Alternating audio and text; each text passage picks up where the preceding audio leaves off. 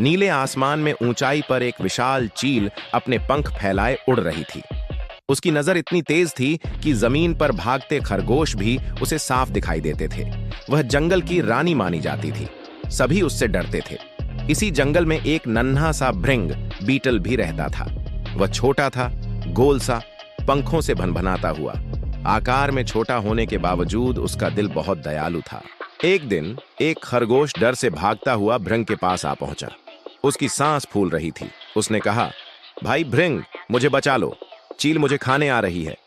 भृंग ने उसे अपने पीछे छुपाया और बहादुरी से बोला, चिंता मत करो, जब तक मैं हूं कोई तुम्हें नुकसान नहीं पहुंचा सकता। इतना कहते ही आसमान से चील नीचे उतरी। उसकी परछाई धरती पर छा गई। उसने तीखी आवाज में कहा, भृंग, हट जा रास्ते से, यह खरगोश मेरा शिकार है। भृंग ने कांपते हुए मगर साहस से जवाब दिया, हे महान चील, यह मेरी शरण में आया है, कृपया इसे छोड़ दो।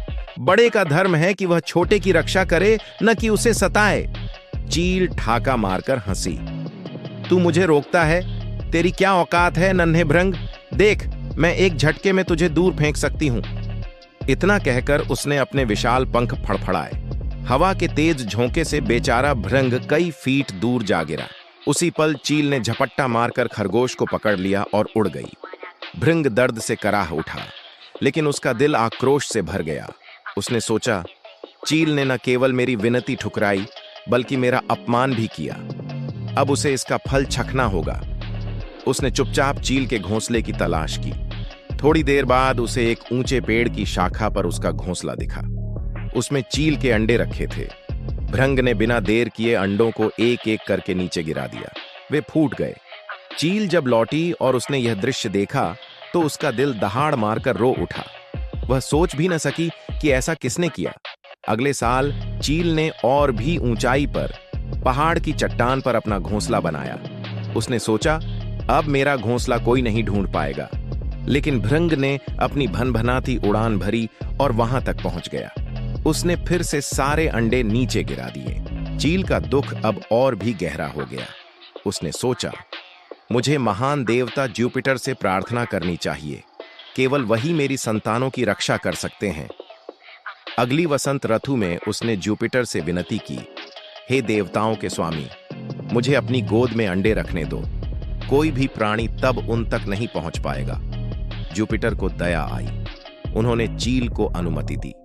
चील ने अपने अंडे उनकी गोद में रख दिए और निश्चिंत हो गई। लेकिन भृंग ने हार नहीं मानी। उसने सोचा, जब तक न्याय नहीं मिलेगा मैं रुकूंगा नहीं। वह भनभनाता हुआ जुपिटर के सिर के चारों ओर उड़ने लगा। उसकी भनभनाहट इतनी परेशान करने वाली थी कि जुपिटर ने उसे भगाने के लिए अचानक उठकर हाथ हिलाया। उसी झोंके से चील के अंडे उनकी गोद से लुढ़ककर नीचे गिर गए। चील रोती रही। तब भृंग ने सबके सामने आकर अपनी कहानी सुनाई। उसने कहा, मैंने सिर्फ न्याय मांगा था। चील ने मेरी प्रार्थना ठुकराई और मुझे अपमानित किया। अब वही अपने अहंकार की सजा भुगत रही है। जुपिटर गंभीर हो गए। उन्होंने सिर हिलाकर कहा, भृंग, तूने सही कहा, न्याय तेरे पक्ष में है। लेकिन आगे से यह विवाद न रहे। इसलिए मैं आदेश देता हूं कि जब चील के अंडे वसंत में रखे जाएं, तब तू धरती के भीतर सो जाएगा। इस तरह दोनों का जीवन सुरक्षित रहेगा। तब से यही होता है। वसंत ऋतु में जब चील अंडे देती है, भृंग धरती में सो जाता है।